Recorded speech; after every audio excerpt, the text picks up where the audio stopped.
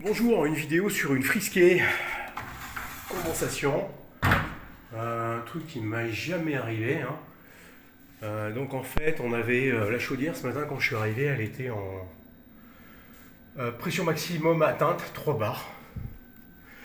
Donc j'ai dit c'est le vase d'expansion qui est rempli, et en effet hein, la membrane devait être collée à l'intérieur. Et c'était rempli, hein. J'ai pas réussi à le regonfler avec la pompe, et il a fallu que j'aille à la maison avec le compresseur. Voilà, et puis après bon, je remonte tout. Et puis j'essaie de purger l'installation parce qu'il y avait 2 kilos, il y avait 2,5 kg, donc je purge l'installation avec la soupape, 3 bars. Et puis je suis allé aussi sur un radiateur. Sur cet étage là où il y a personne, qui habite. Là j'ai mis un seau en fait ici là. Puis j'ai purgé. Et puis sans arrêt la pression elle remontait.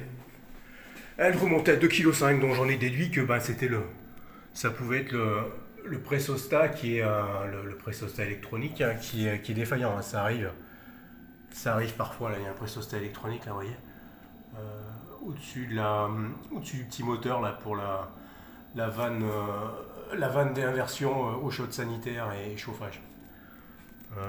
Voilà, et en fait, je comprenais pas, j'étais toujours à 2,5 bars, je comprenais pas. Et j'ai fini par comprendre, après quelques heures. En fait, il y a 2 disconnecteurs. Oui, il y a les disconnecteurs de la machine. Et ils ont ajouté en plus hein, sur ce bâtiment là, sur cet étage est désaffecté, mais le rez-de-chaussée il est utilisé encore. Voilà, il y avait ce robinet là qui était ouvert en fait.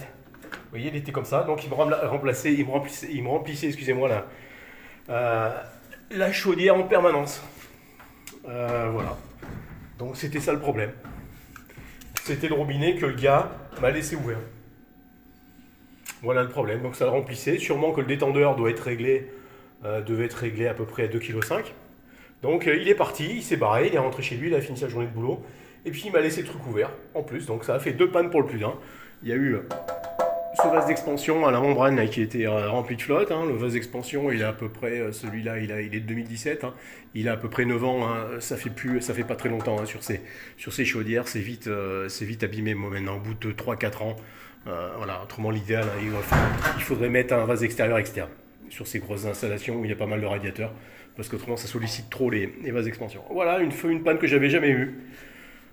C'était assez intéressant, mais bon, j'ai bien galéré. Hein. J'ai foutu de la flotte partout, à démonter les pressostats, à essayer de le sécher au décapeur thermique. Ça a foutu de l'eau partout. Enfin, une belle galère.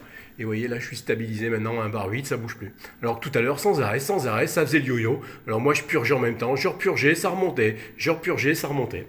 Voilà. Bonne journée. Au revoir.